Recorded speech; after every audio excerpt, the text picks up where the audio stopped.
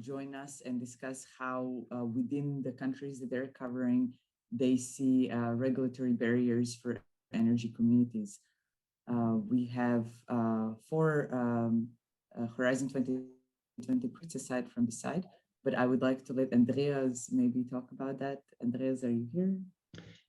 Yes, Andreas, Tuerk, Joanneum research. I'm also part of the site, but also included in other projects on energy communities such as Compile, Access. The agenda says an open discussion about policy across Europe. And in this roundtable, several projects are represented that are active in several European countries. I think all of the projects together represent more than 15 European countries. And in this very interactive session now, we would like to learn what are the policy issues in countries, the regulatory barriers. Did we find some solutions for certain regulatory barriers? Is the clean energy package, does it provide opportunities for energy communities, or is it in some countries maybe also seen rather as a must, just a regulatory must, and not something that creates new space? And having said this, I would like to introduce the panelists. Next slide. I want to start with my colleague Dorian Frieden, who represents the Compile project. Dorian.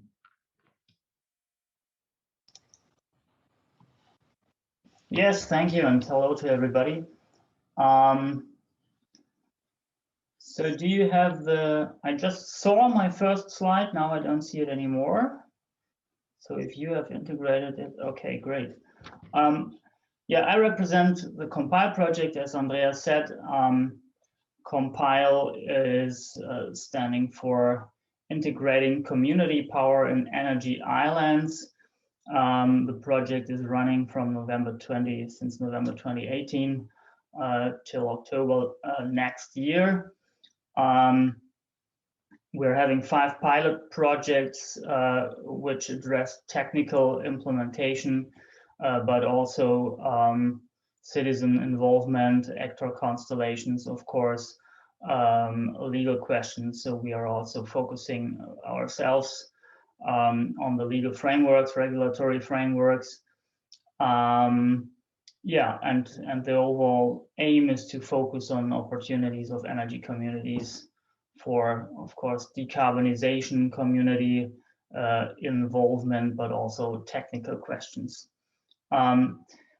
Just a very brief opening and overview, so to speak, from the pilot projects we are having, with some examples on barriers that we observed. And this is also to show that there's a very broad range, and not all of them come from the energy community frameworks themselves. So in Croatia, for example, which is the first point here, there is an issue with the cooperative law. If you become member of a cooperative in Croatia, you lose the right to unemployment assurance. So this is a big barrier for people to join a cooperative. In addition, which is not a single case for sure, the permitting process for grid connection seems to be very long and complicated. Dorian, let's discuss this in detail a bit later. Yeah. I want to continue my introductory rounds. Okay. Welcome, Mr. Busch. You represent the CO2 Immunity project, a very interesting Interreg project. It covers not only the Nordics, but also the Baltics. And yeah, the floor is yours. Who are you? Yes, thank you. Good morning. Hello from Malmö, Sweden. Yes, the CO2 Immunity project, actually, it is not an active project anymore. We finalized the project itself in the end of September. And yeah, we had a geographical focus in the Baltic Sea region, which was extremely interesting and extremely challenging, because what we saw in this project is that we have huge differences between those countries that were included. A few things to add. in this context, first of all, we were not a Horizon 2020 project, but an Interact project, which meant we had academic partners, we as Lund University being one of those, but we had a lot of practitioners that we were working with. So communities, municipalities, energy agencies, local energy agencies. So this was a very hands-on project. We did work on the regulatory stuff, did research on that. Yeah, and I'm happy to share what I learned doing that project with you in the coming 40 minutes. Thank you. Welcome, Vanda Barsic. You represent the Upstairs project. Hi, everyone. My name is Vanda Barsic, and I'm working as a research assistant in International Energy Research Center, IERC, which is an industry-led collaborative center in the field of integrated sustainable energy systems, jointly funded by Irish government and industry members. Yeah. Also, I'm a project lead for the Upstairs Horizon 2020 project. It's granted under the call Building a Low Carbon Climate Resilient Future. The project's overall budget is 2 million euros and will engage 10,000 consumers and will last for 3 years. So the end will be in 2023. Due to the current regulations in place, as Josh mentioned before, project addresses issues concerning citizen and renewable energy communities definitions and one-stop shop structures and services provided.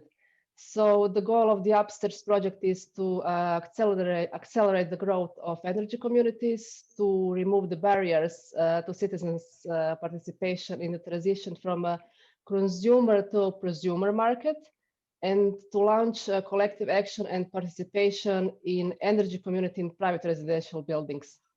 This requires active learning and participation from all stakeholders. Project will provide energy service framework to enable local authorities and citizens to work together through a common structure embodied in a one-stop shop. Project gathers 7 project partners from 7 different member states, and 5 pilot regions are included in order to consider differences in climate, culture, energy policy, and government incentives in those countries. Countries are Ireland, Spain, Germany, Austria, and Bulgaria. This is in short. Many thanks, Vanda. Very interesting projects. Thank you. Finally, our sister project, COMRES. Arthur Hinsch will briefly present himself and the project. Arthur.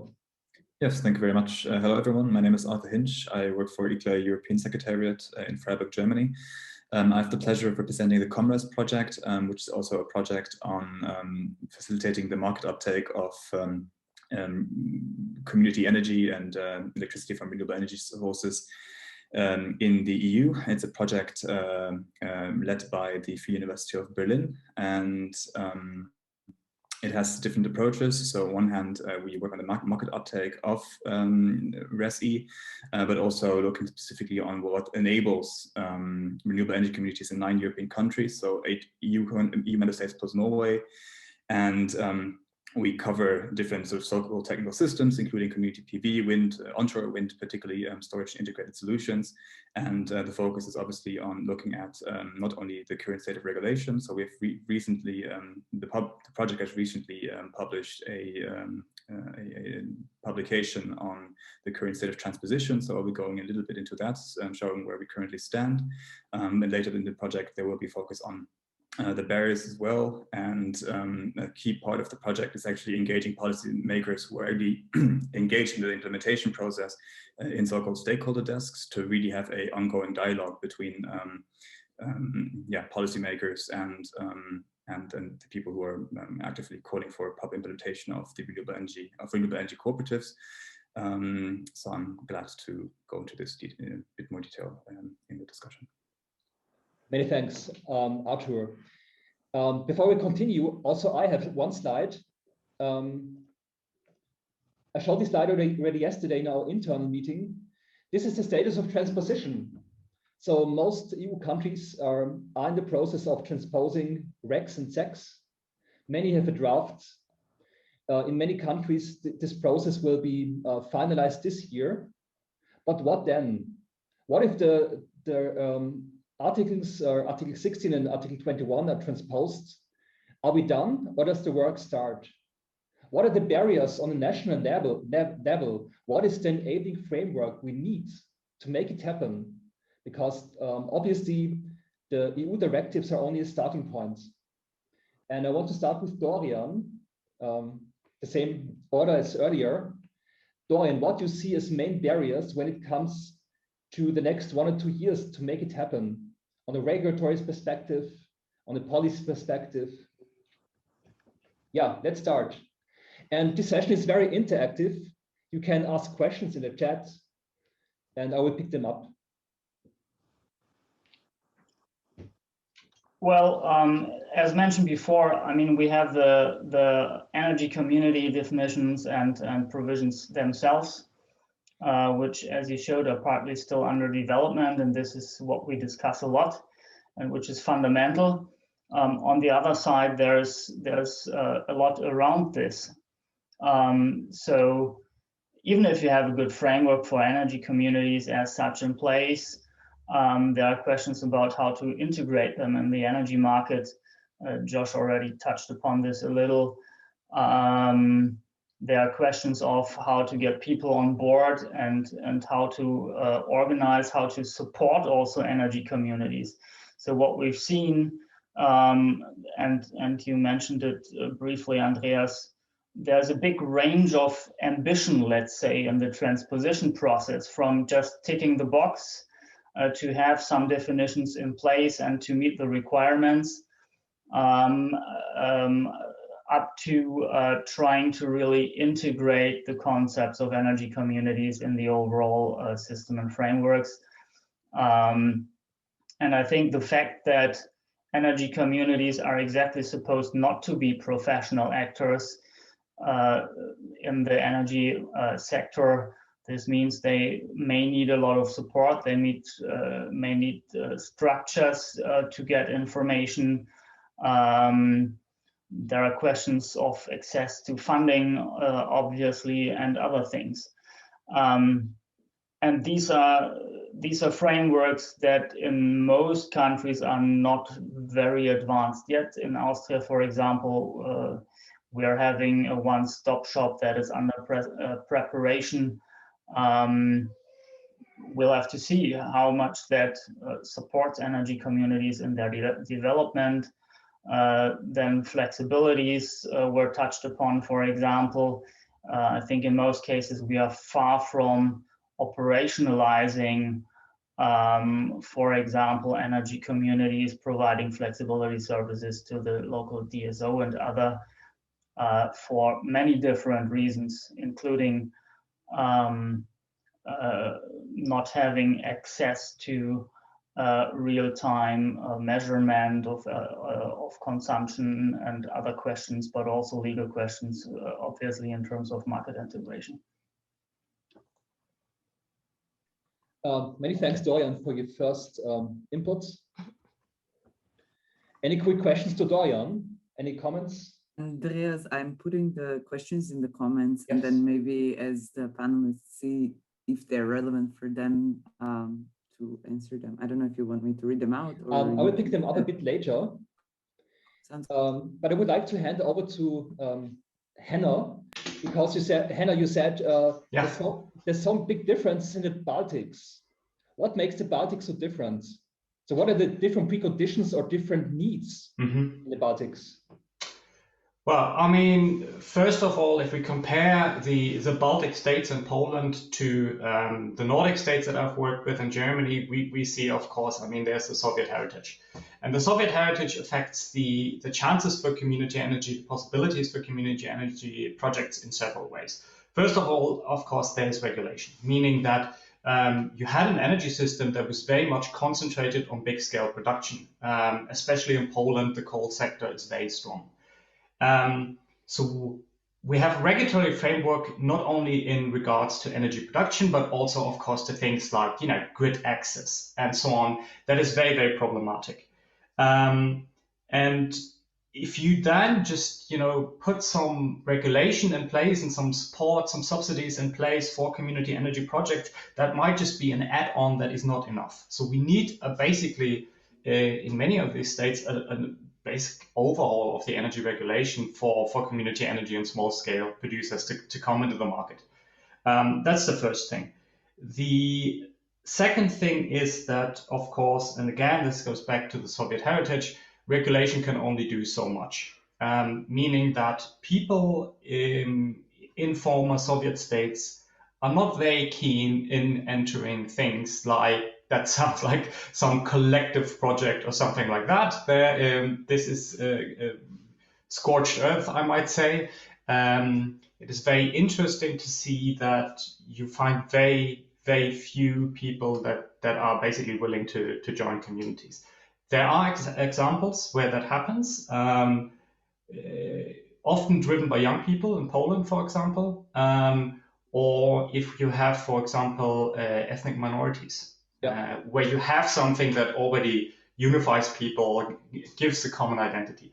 So I think these are the main differences. And of course, the Nordic states have a long history, especially Denmark has an extremely long history of community projects, not only in regards of energy, but that's a heritage to build on. And that's, of course, missing in the former Soviet states. Yeah. Many thanks for this very interesting insights. Maybe if you want, I can add something also. Vanda, it would be great if you can add, and also you mentioned that your project looks at barriers for citizen participation. Maybe you can also elaborate a little bit on this. Vanda. On citizens' participation. Yes, I would like to mention about regulation also. What is currently happening in Catalonia, in Spain. They have in place public sector law that hampers many activities, collective actions in many ways. It sets a limitation on 2 different electricity suppliers in the same point of consumption, which limits sharing energy from neighborhoods' PV plants. For example, if municipalities and communities want to apply for a project, they can get a grant, but of a very small amount. So mostly these projects cost even more. For example, for renting office spaces. So communities and municipalities need to go through tendering process to acquire additional services. Moreover, it is very complex for the municipalities and usually they don't commit due to the many difficulties. The same law needs simplification to the process, so the process become easier and more flexible to small municipalities without many sources. Second thing, Royal Decree, it's established in 2019 and established rules for collective PV self-consumption, but only for low voltages plants, which could generate up to 100 kilowatt peak power, and energy can be shared only in the proximity of 500 meters, which limits other communities to engage in the project and limits one who lives in rural and marginalized areas. So the same regulation needs more flexibility to allow for larger powers, voltages, and distances. Second thing, third thing, Royal Decree is amended in 2020, defines renewable energy communities, but regulations are not so clear and misconcept and needs to be fully transposed.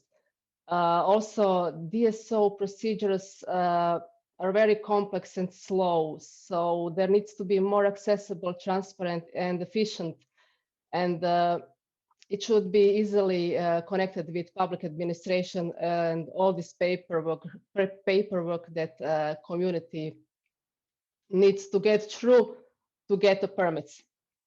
This is one example just for Spain. Many thanks, Vanda. Very interesting insights.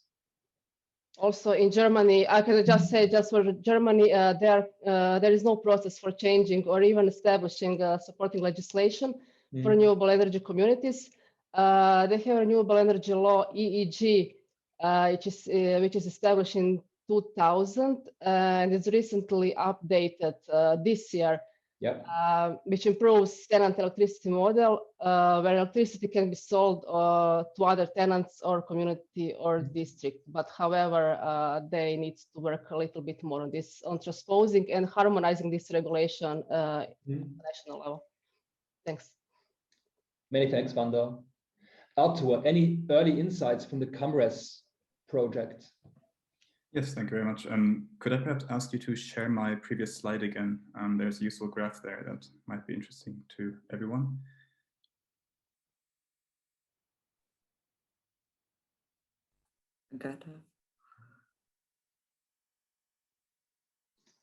Yes, I'm looking for it. Sorry. I'm sharing it in the meantime, and then. Yes, thank you very much. No, because indeed, like I would like to stay on the question of regulation, of course. And what the COMRES project has done is has done quite a deep dive into the current state of play and sort of the starting conditions for developing renewable energy communities in these 9 European countries. And so here, I think what I would like to do is to give a brief estimate or overview of where we stand with regard to that, rather than going to particular countries. And what we can see is, and now something is happening. Yes, so what you can see in the slide on the screen now, and particularly in this table, it gives a overview of some of the most important provisions related to renewable energy communities as contained in RED II, so in the Recast Renewable Energy Directive, and exactly what member states are supposed to do to foster renewable energy communities in their respective contexts. And we can see by looking at these nice colors here that the overall transposition process is going quite slow. And this is due to different factors, of course. Obviously, transposition is always impacted and governed by different social and technical interests and conditions and political and market interests. But we've sort of, when looking at the directive, it's quite easy to identify quite a few very important aspects that need to be taken into account and developed properly by member states. So one of them being legal definitions, or allowing final customers to participate in a renewable energy community, to allow renewable energy communities to legally share and produce and store and sell renewable energy, and within the renewable energy community. But also there's a requirement of member states to carry out an assessment of the barriers for renewable energy communities. And there we already heard from Josh that this is also ongoing quite slowly, but there are certain member states where this is advancing nonetheless. For instance, in Italy and Poland, I mean, there have been some initial assessment of these barriers ongoing, but the overall extent which is being done, holistically speaking, is still quite low. And then, of course, the Renewable Energy Directive is quite clear on what member states need to do to provide an enabling framework for renewable energy communities. Not only does the facilitation between DSOs and renewable energy communities need to be facilitated much better, but also there needs to be capacity building for local government, for local authorities. But there's a clear list, and even here, I mean, we see that member states are nowhere close to actually achieving this. And one very specific aspect here, and I'd like to give a quick example here, is the last point that you can see on the table is on that member states are supposed to take the specificities of renewable energy communities into account when creating support schemes for renewable energy in general. And we see a general trend here going in most member states, going from a fixed remuneration based schemes like feed-in tariffs to auctioning schemes, which is hugely disproportionately negatively affects renewable energy communities who don't have the same sort of framework conditions and the same kind of capacities to partake in these kind of schemes. So here to give you an example, you see in the table that the general way this is being implemented is very bad, essentially, in the different member states, and we really hope that this will increase. And there is some attempts at getting this to improve before the transposition deadline in June 2021, so this year. But just to give you an example, for instance, of Germany, it was acknowledged even by the European Commission a while back in the assessment of the NECP that Germany is in fact sort of catering to renewable energy communities and to their specificities as much as possible. But in fact, of course, this is not really true, because not only does Germany not have a proper definition of what a renewable energy community should be, It has a sort of legacy definition related to citizen energy companies, but that's not the same as renewable energy companies. It's mostly specific to wind energy. And also, there's clear evidence that renewable energy communities struggle hugely in these auction-based tendering schemes, simply because of the fact that they don't have the same capacity mostly to do that. So that's very important to take into account. And sorry for the monologue, please interrupt me whenever. But just a final point perhaps here also on legal definitions. We heard from Josh earlier also that, and others, that regulation is very important, and sort of that, with any kind of innovation, regulation is supposed to change. And I think there is also some positive examples to take from all of this, from the ongoing transposition process. So there are member states who have now already clear legal definitions of renewable energy communities in their law. So in Spain is very concrete about this already. Portugal very clearly refers to, in their NECP actually refers to the importance of renewable energy communities for contributing to their overall energy transition. So there are very clear examples here. There are very clear examples of, for instance, in Flanders, where there's a local energy plan, which really puts an emphasis on an increase in decentralized and community-owned energy initiatives, as well as in the Balearic Islands, which is one of the target regions in the Commerce project, where it's where the regional government is actually carrying out clear requirements for projects above 5 megawatts to open themselves to investments from neighbors, so from citizens surrounding the project. So regulation can really cater to what is required, and we see some progress. But all in all, there's still, as you can see in this table, a lot of leeway and a long way to go. Obviously, there's going to be quite a challenge to make sure that member states arrive at this. So that's the overall overview. Hope that was useful. Many thanks, Arthur, for this more broader picture you gave us. May I ask something myself to Arthur? Please, Dorian, go ahead. Just very quickly, Arthur, I mean, the question of compliance with the RED II is a very interesting one, but it very much depends on how deep you dig. So how far do you get in the details? Can you just briefly say what you were looking at? I guess you will refer to the general definitions rather than specific rules. Yeah, so looking specifically at the provisions as required in the directive. So that's applying that logic and seeing to what extent the member states' transposition corresponds to that, and also looking specifically at the requirements pertaining to the enabling framework for renewable energy communities, because that's a clear list, and seeing to what extent that whether member states are doing a good or not so good job in transposing that.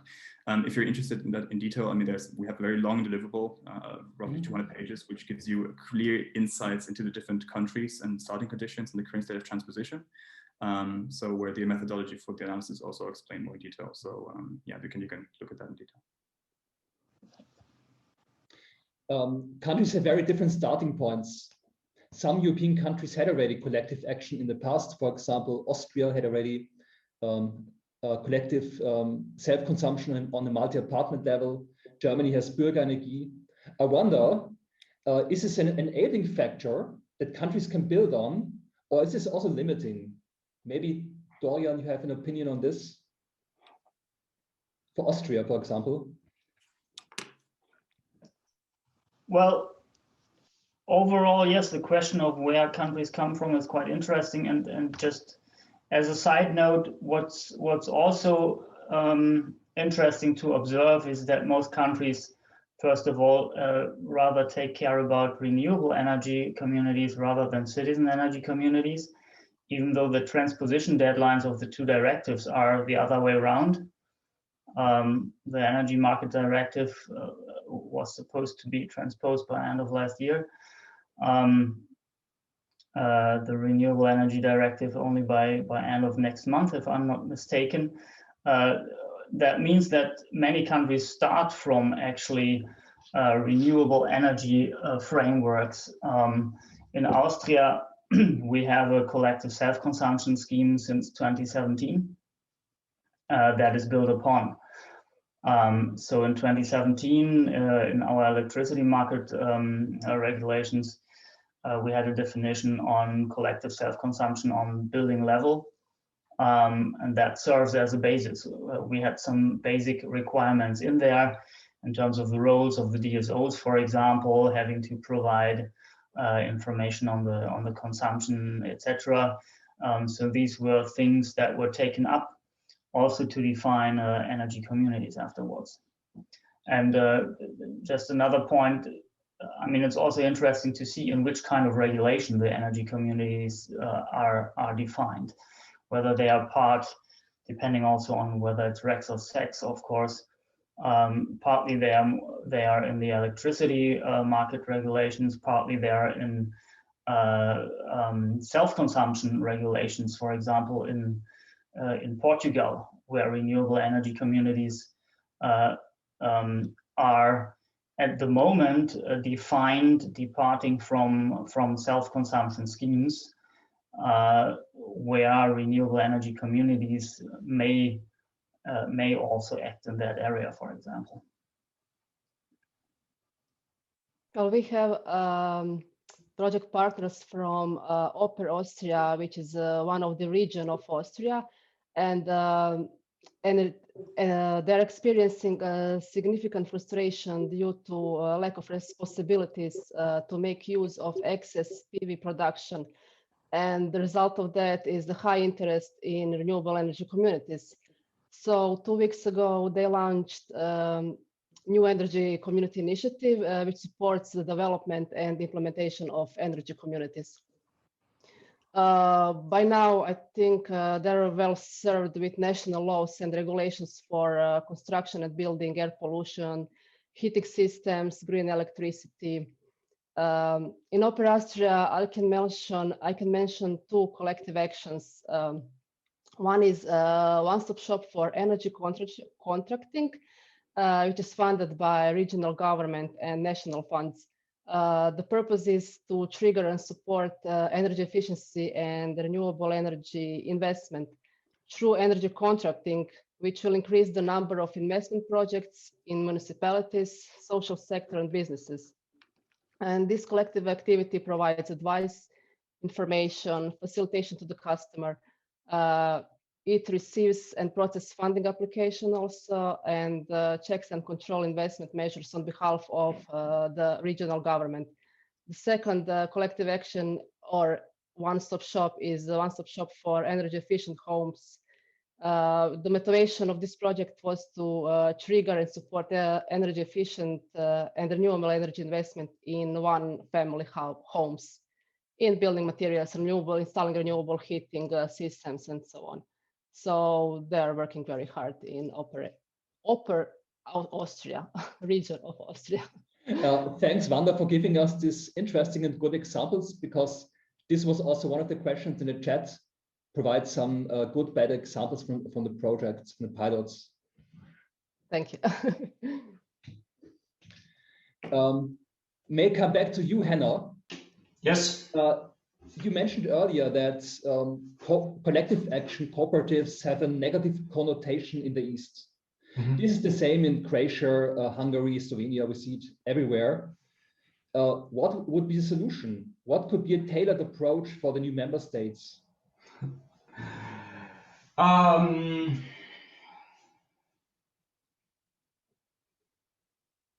not sure if you can tackle this with regulation. Yep. These are deeply ingrained cultural norms. Yep. They are very much linked to questions of trust.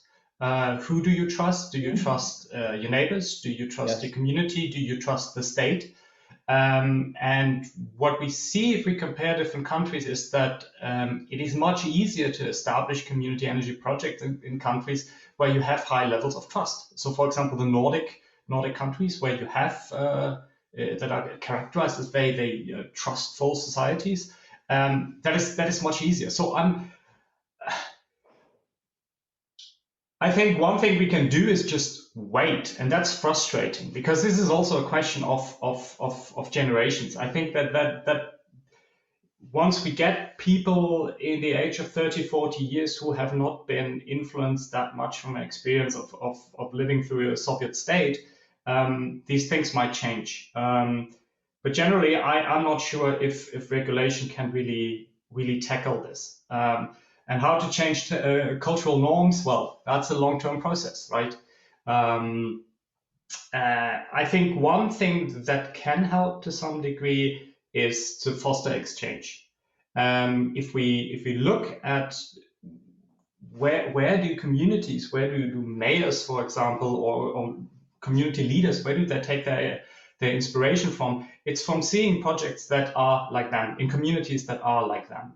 So if we have exchange within countries where community groups can see what other community groups have achieved, but also cross-border, where you have some level of comparability between the communities, then I think that could be something that can help sow new seeds. But again, this is not really something where I think regulation can bring about that much. As frustrating as it is, sorry. It's rather there a broader political framework that you cannot, or cultural norms that you cannot change in the short term. I think that's a really big factor. And as I said, I mean, there are exceptions from this. So if there are communities that for some reason have a very strong local identity, be it because they're an ethnic minority or other reasons, maybe then that's the basis for something like that to start. So one thing could be, again, not a question of regulation, but of for example, facilitators, intermediaries, try to identify groups that already have a strong identity, common identity, that are locally grounded, and tackle those and say, well, how about you guys go into community energy projects? Would that not be a thing for you? Something that's done quite a bit in Finland, for example, is to go after associations and clubs. So hunting clubs. It's not, I mean, it's not the first thing you'd think of that a hunting club would be, but you know, they might have facilities, they might have like a lodge where they, you know, meet and go out on their hunting trips. Perfect to set up solar panels on the roof. And then you already have an organization that then has a legal form that might, if regulation is in place to allow for this, that might be kind of like the kernel for a new community energy project. Many thanks, Henner. Arthur, any good, bad examples from the demos in Congress that you can already share, or it's maybe too early? Yeah, I mean, I mentioned in terms of regulation perspective, I mean, a few that earlier when I presented earlier. Just briefly, I would like to sort of touch on that earlier point, perhaps connecting to the yes, point then. So you asked the question of whether you know, countries that have a certain history with community energy have an easier time now in transposing the provisions of the directives. And that I think is a very interesting question. And we see very interesting dynamics when comparing member states here. Again, I mean, I gave the example of Germany, but I think it's a very pertinent example here because, you know, Germany is also being portrayed as has been portrayed as being the key pioneer when it comes to local energy transition in general. And what we see now in particular with regard to transposition process is that, and with regard to setting concrete targets for renewable energy communities, is that Germany is having currently a bit of a harder time than other countries that came a bit later to the game, essentially. And obviously, I mean, there are countries such as Germany, or Germany in particular, which has long history with community-based renewable energy installations, community-owned wind parks, and clear approaches in the legislation in the German renewable energy law on how to support this. And now we're seeing that when it comes to transposition process, they're having a very hard time to sort of adapt to the new requirements.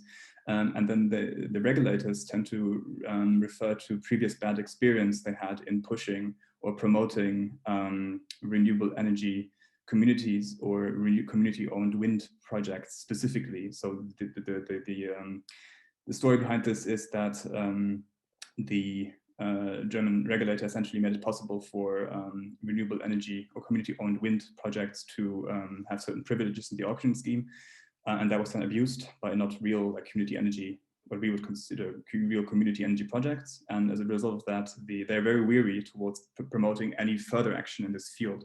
So you see that sort of the fact that a country has been very experienced and a lot of good experience with community energy past does not necessarily mean that the country would be able to deliver on this in the same way.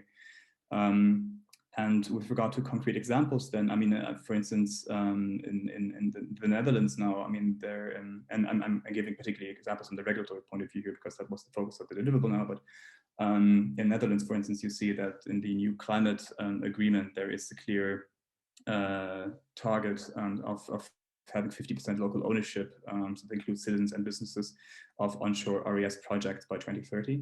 So that's a very interesting thing that is ongoing. There are several good examples, of course, also in different countries what local governments can do when it comes to tendering out sort of space for renewable energy projects and asking specific requirements to who needs to be brought on board, so citizens specifically. So there are quite a few good examples on that. Yeah, so I think there is no real shortage when it comes to good examples.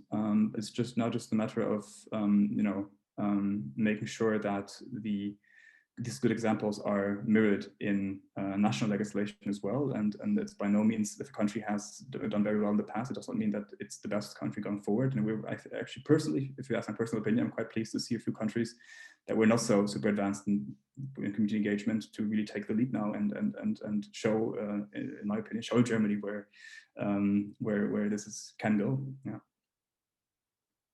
I would like to refer to associations which Henner mentioned.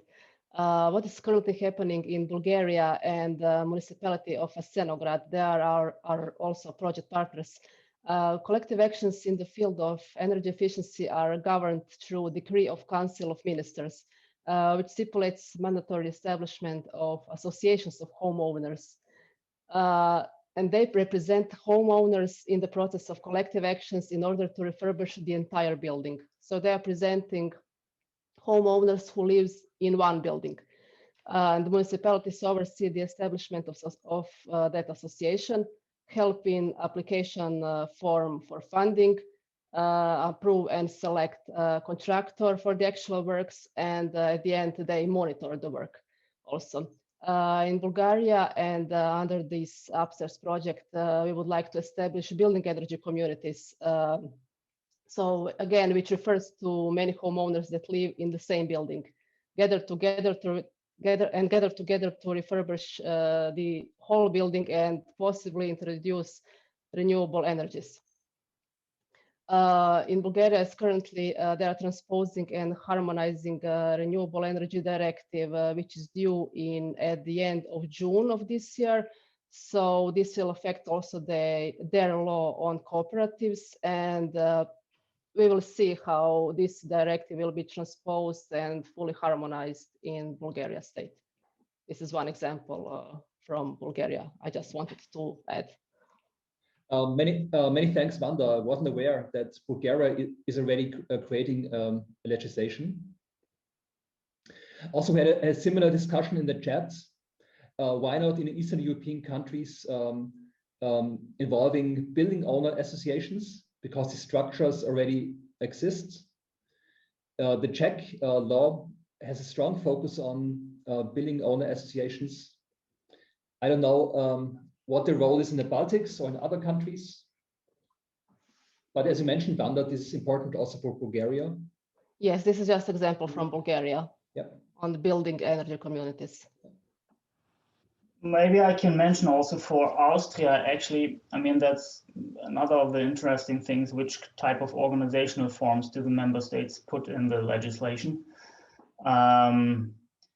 And besides general legal forms like cooperation and other, we have in the list of the law, we have homeowner associations as well, which already exist and which could be used as a vehicle. But in the end, there are also legal questions of whether they really can serve to manage all the assets, etc. And that just made me think of another point that we didn't discuss yet: the question of participation, people coming in, leaving. If we use existing structures like homeowner associations, of course, everybody who's member there would be a member of the energy community itself. So there will be practical questions also in terms of whether these existing structures really fully are symmetric or represent the same type of group as the energy community is supposed to in the end, for example. Mm-hmm. I have a last quick question to the panelists. How do you see what you see as most important policy enabling framework? Which complementing policy should be in place beside the regulation? Any opinion is appreciated. We still have 2 minutes, so be fast. Maybe Dorian. Again, okay. Yeah, because I always start with you and with Arthur. It's the same sequence since the beginning. No, well, as I was mentioning in the beginning, I think there's a lot of support required. There's a lot to say, but as I was mentioning, I think these accompanying measures would be very important. We have many other problems as well, but this is something that I think still needs to be worked on. I think what is also very important, awareness and educational campaigns on energy communities. Very important. Present these energy communities, collective actions, regulations in social media today. Take it or not, but we are all on our smartphones every day, and informations are in 1 second presented on the screen. Also, put information sessions on climate protection, on available renewable energy technologies and installations, procurement processes. Also, set equal rights to the community members. Mm-hmm. Community building through local capacity builders and implementation champions, as our project will also generate implementation champions for each pilot region and present our projects, include strategies and measures. Employment also of digital technologies. We shouldn't forget about peer-to-peer energy trading. Everybody's talking now about blockchain as well, and how this energy produced on your roof can be shared or stored. Financial options are also very important. How much country provides grants, loans, how much banks, for example, can support community project. This is also very important. And these marketing strategies, what I just mentioned, this is all necessary to attract more members and investors in local projects and can establish a common ground for active participation. I think these things, what I just mentioned, are also very important. Besides regulation, of course, regulation is very. Vanda. There's a quick question from Job Swens. Job. Well, actually, it's not a question. You said, well, anybody asking about what kind of framework should we put in. I found out in both directives, we see that the member states shall provide an enabling framework.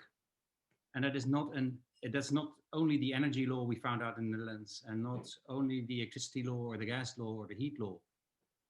It is the framework that we should focus on. And in the Netherlands, that also includes real estate legislation. It includes tax regulation. It includes codes, etc. So we should make our governments aware of the fact that enabling energy communities is not only in the energy law. It is enabling a framework that allows these communities to come up. So there are much more laws that are connected to this opportunity or problem, whatever you want to call it. Yep. That's very important. What I would just like to add to what do we need. Yep. Thank you. Many thanks, Job, for this input. Any last statement from Henner and Arthur?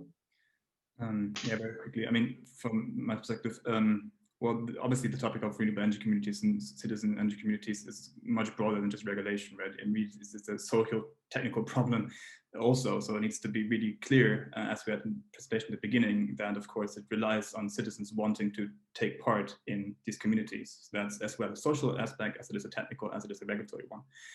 But speaking as a concluding remark, I mean, speaking for a local government association, which ICLEI is, I mean, the directive is quite clear about the fact that local governments, local authorities need to be supported in their capacity to support renewable energy communities. We see some good examples of this, particularly at the regional level as well, but this is something that needs to be strengthened much, much more, we believe, to properly cater to the reality of what renewable energy communities are in the end, which they are local associations of citizens and local governments, and yeah, to foster local energy transition. So here, capacity support as required to local governments as required by the directive is also imperative for more ambition and better results. Thanks, Arthur. Yeah, then I have the last word. That's very nice. Yes, last word with Henner. I feel very special. I mean, thinking what makes community energy projects successful, and that is making it easy for communities.